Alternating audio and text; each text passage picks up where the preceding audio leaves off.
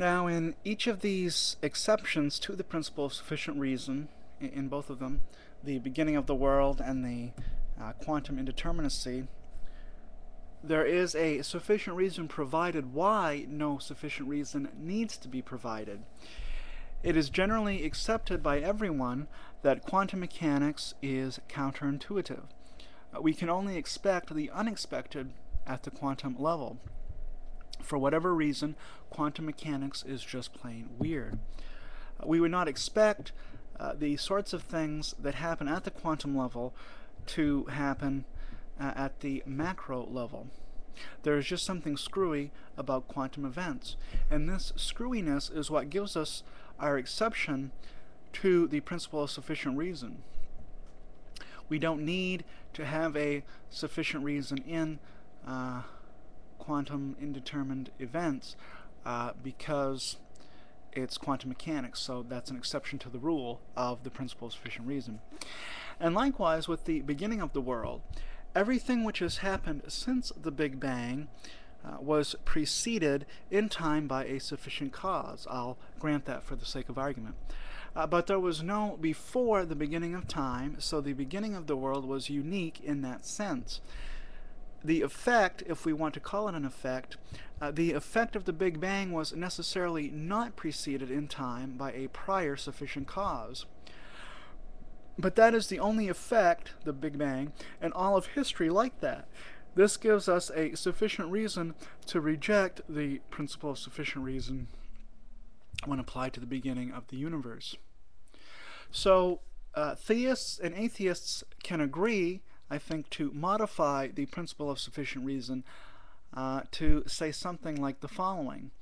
For everything that happens, there must be a sufficient reason why it happens, or else there must be a sufficient reason why no sufficient reason is necessary. So that's what we'll mean from now on by the principle of sufficient reason. And just to repeat it, the new principle of sufficient reason is, for everything that happens, either there must be a sufficient reason why it happens, or else there must be a sufficient reason why no sufficient reason is necessary. Atheists should have no problem accepting this new version of the principle of sufficient reason. But as soon as one grants the principle of sufficient reason, one also grants the cosmological argument.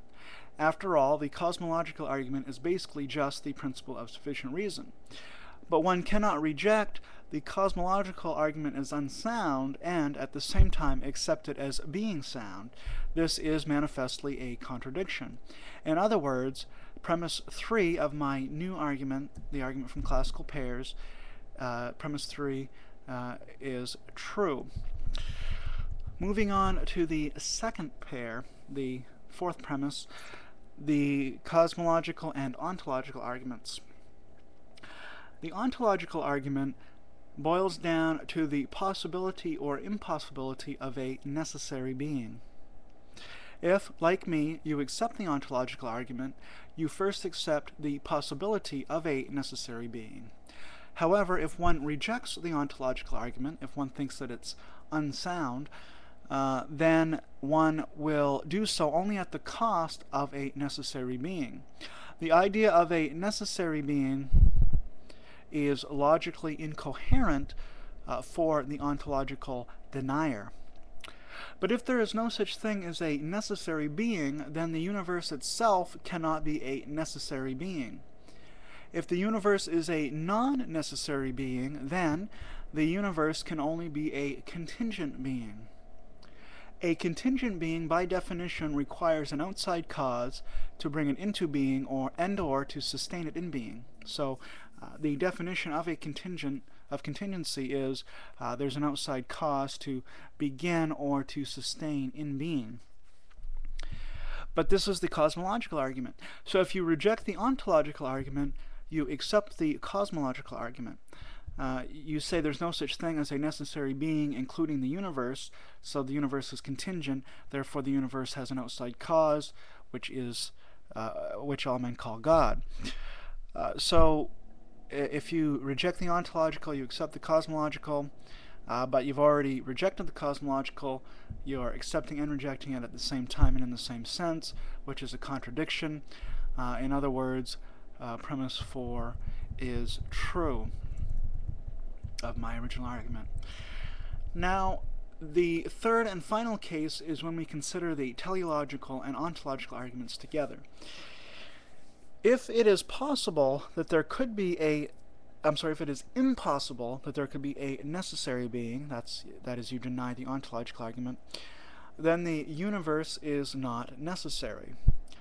But the universe is essentially just one big designed system. It's the universe. It's a system of galaxies and celestial bodies and so on.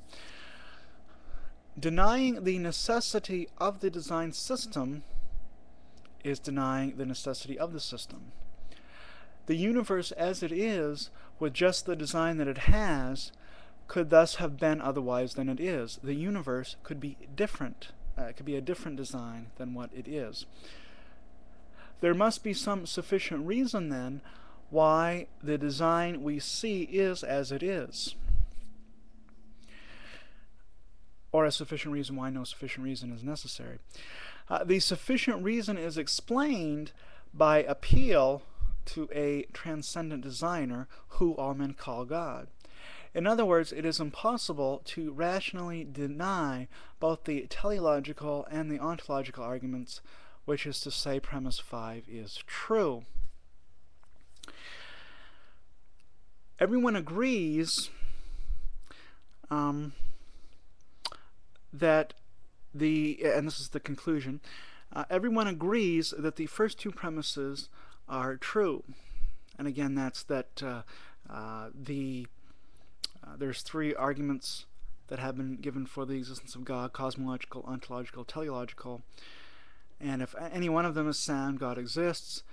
If you're an atheist and rational, you have to deny the soundness of all three. You have to say all three are unsound. So everyone ought to accept those first two premises, but everyone should accept the last three premises as well, for the reasons that I've just finished explaining. But that's the whole argument. Since the premises are true, the conclusion must follow, because the argument, I would say, is a sound one. It is logically irresistible, then, that there is a God on the basis of the cosmological, ontological, and teleological arguments. Again, if those three particular arguments are unsound, even if the arguments are unsound, the three old ones, they can be taken in a pairwise fashion to show, even if individually unsound, that God simply has to exist, whether we like it or not, and that is my new theistic proof. And I very much would appreciate to hear your criticisms of this argument, particularly if you are an atheist. Video and text responses are most welcome, so please, please, please say why you disagree with this argument if you do disagree with it. Thank you all, and I'm surprised I got this in, I think, 2 videos. I thought it would be at least 3, but thank you for watching and responding and thinking about this. Shalom out.